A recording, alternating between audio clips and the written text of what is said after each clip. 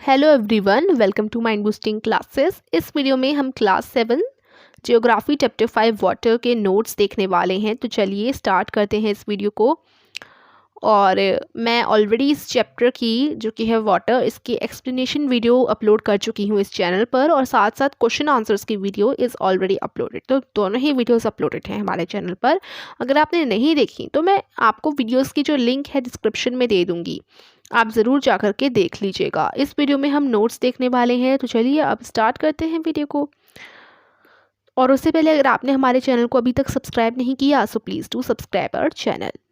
तो इसमें देखिए जो सन की हीट है ना, यहाँ पर फर्स्ट पॉइंट जो दिया गया है, the sun's heat causes evaporation of water vapour. Sun की हीट की वजह से वाटर वेपर बनती है, ठीक है, भाप बनती है। और जब यही वाटर वेपर ठंडी हो जाती है तो ये बादल बना देती है। फिर वहाँ से ये जो है लैंड पर गिरती है, किसके तौर पे, पानी के फॉर्म पे, या फिर सी में गिरती है पानी के फॉर्म में, यानी बारिश हो जाती है ना।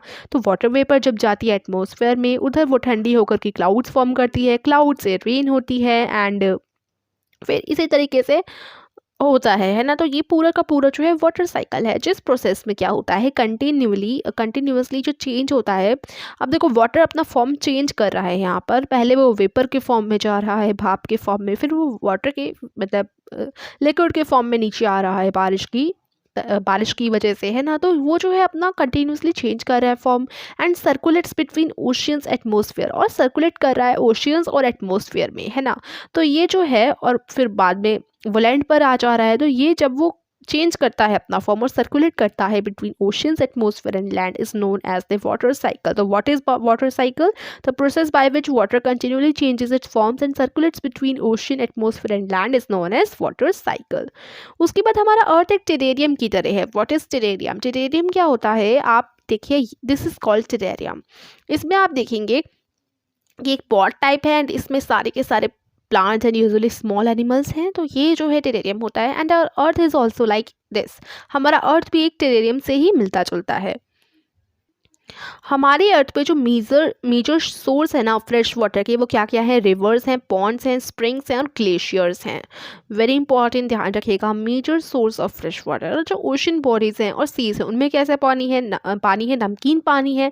ध्यान रखिए, इसमें जितनी भी बातें दे रखी है ना चैप्टर की, इंपॉर्टेंट बातें दे रखी हैं, सो आपको ये चीज़ें ध्यान में रखनी है। तो सॉल्टी वाटर है किसमें? ओशन बॉडीज में, सीज में, ठीक है। अब जो डिस्ट्रीब्यूशन होता है वाटर का अर्थ पे, वो कैसे होता है? देखिए, 3/4 यानी अबाउट 3/4 जो अर्थ का सरफेस है ना, वो वाटर से घिरा हुआ है, ठीक है। The following table gives the distribution of water in percentage. अब ये चीज़ ध्यान रखिए कि कितना जो वाटर है वो कहाँ पर है। देखो, फ्रेश वाटर और सलाइन वाटर की मात्रा है। फ्रेश वाटर तो पॉइंट में है, मतलब देखो, पहली बात, फ्रेश वाटर कहाँ कहाँ पर मिलेगा और सलाइन वाटर कहाँ है? तो ओशियंस, देखिए ओशियंस में जितना भी पानी होता है वो नमकीन पानी होता है। सलाइन वाटर का मतलब जिसमें नमक हो, ठीक है, नमक वाला पानी। तो उसको तो हम नहीं कर सकते, हमें तो फ्रेश वाटर चाहिए। नमकीन पानी का यूज़ कैसे कर सकते हैं? तो 97.3 तो हमारा वाटर जो है सलाइन वाटर है। सो आप देख पा रहे हैं फ्रेश वाटर कितनी कम मात्रा में है हमारे अर्थ पर। अब अगर आप देखोगे 3%, अबाउट 3% होगा, क्योंकि देखो अब 0.2% तो आइस कैप्स में हमारा फ्रेश वाटर मिलता है। ग्राउंड यानी जो ज़मीन में पानी मिलता है वो 0.68% फ्रेश वाटर वहाँ मिल जाएगा आपको ग्राउंड वाटर पर। और फ्रेश वाटर का 0.009% यानी परसेंटेज हिस्सा आपको फ्रेश वाटर लेक्स में मिल जाएगा। फ्रेश वाटर का 0.009% आपको पार्ट इनलैंड सीज और सॉल्ट लेक्स में मिलेगा, और 0.0019% पार्ट आपको एटमॉस्फेयर पे मिलेगा। और बाकी जो रिवर्स होती हैं उनमें तो सिर्फ 0.0001% फ्रेश वाटर होता है, ठीक है। तो ये आप देख पा रहे हैं परसेंट, यहाँ पर ना डिस्ट्रीब्यूशन दिखा रखा है कि किस तरीके से कितना पानी कहाँ कहाँ डिस्ट्रीब्यूट हो रखा है। और सलाइन वाटर तो ओशियंस में 97.3% रहता ही है। तो वाटर जो है एब्सोल्युटली एसेंशियल है सर्वाइवल के लिए। ये आप हर कोई जानता है that water is absolutely essential for survival, and without water we can not live. अब मूवमेंट्स की बात करें तो जैसे जो काल्म वाटर होते हैं पॉन्ड और लेक्स के, ओशन वाटर जो है मूव करता रहता है। जो पॉन्ड होते हैं तालाब वगैरह होते हैं उनमें तो एकदम काल्म यानी शांत पानी होता है, बट जो ओशन का वाटर होता है ना वो मूव करता रहता है, लहरें आती रहती हैं उसमें। अब जो मूवमेंट है वो 3 टाइप्स की होती हैं, there are waves, tides and currents. Waves, tides और करंट्स, इन तीनों के बारे में अगर हम डीपली पढ़ें तो देखो वेव्स क्या होती हैं, जब वाटर जो है अपने सरफेस पर, when the water on the surface of the ocean rises and falls alternately, they are called waves. तो वेव्स का मतलब होती है हमारी जो लहरें आती हैं, क्योंकि देखो क्या होता है कि जो when the water on the surface, हमारा जो ओशन का सरफेस है, जब उसमें ऊपर जाता है पानी, फिर नीचे आता है, फिर ऊपर जाता है, फिर नीचे जाता है, ऐसा जो होता है ना उस वो होती है हमारी वेव्स। ठीक है। Earthquake, an earthquake, a volcanic eruption or underwater landslides can shift large amounts of ocean water. As a result, huge tidal wave may be formed, which is called tsunami.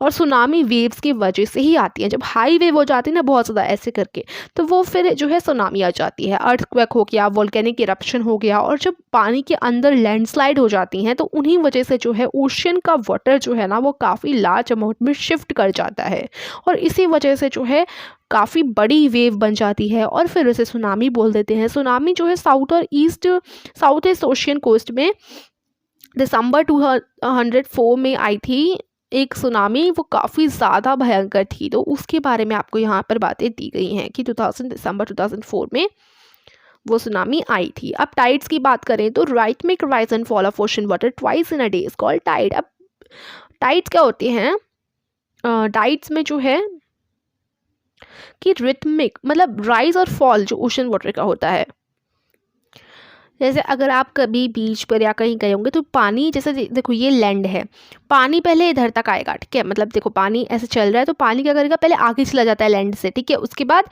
जैसे अगर मान लीजिए यहाँ पर सैंड है, यहाँ पर है आपकी सैंड, ठीक है, दिस इज सैंड, देखिए दिस इज सैंड, यहाँ पर आपकी सैंड हो गई, ठीक है, और ये आपका वाटर है यहाँ पर, ठीक है। अब पानी जब आगे आता है, मान लो आपने सैंड पे अपना नाम लिखा या हाई लिख दिया, उसके बाद जैसे आपने देखा होगा ना कि पानी आता है और फिर इधर आगे तक आकर थोड़ा फिर वापस से पीछे चला जाता है, तो ये जो हाई है वो पानी लेकर ही चला जाएगा, मतलब ये हाई जो आपने लिखा है ना वो लिखा नहीं रहेगा। तो ये चीज़ जो है इसे टाइड बोला जाता है, जब वाटर जो है रिथमिक राइज, यहाँ पर एक बार डेफिनेशन देखिए, तो rhythmic rise and fall of ocean water twice in a day, twice होता है, twice in a day is called a tide, ठीक है, 2 बार दिन में, तो उसे टाइड बोलते हैं। टाइड 2 तरीके की होती है, स्प्रिंग टाइड और नीप टाइड, ठीक है। उसके बाद ओशन करेंट्स की बात करें तो ओशन करेंट्स जो है streams of water flowing constantly on the ocean surface in different direction. Ocean currents में क्या होता है, पानी की स्ट्रीम्स जो कंस्टेंटली ओशन सरफेस में फ्लो करती रहती हैं डिफरेंट डायरेक्शंस में आर कॉल्ड ओशन करेंट्स। जैसे पानी ही इधर चला गया, कभी इस तरफ चला गया तो कभी इस तरफ चला गया, तो पानी ही जब इधर उधर शिफ्ट करता रहता है तो वो ओशन करेंट्स होते हैं। ओशन करेंट्स भी 2 टाइप के होते हैं, वार्म और कोल्ड। वार्म का मतलब गर्म, कोल्ड का मतलब ठंडे। Labrador ocean current is a cold current, Labrador ocean current एक कोल्ड करंट है, और गल्फ स्ट्रीम एक वार्म करंट है, ठीक है, ये चीज़ ध्यान रखिएगा।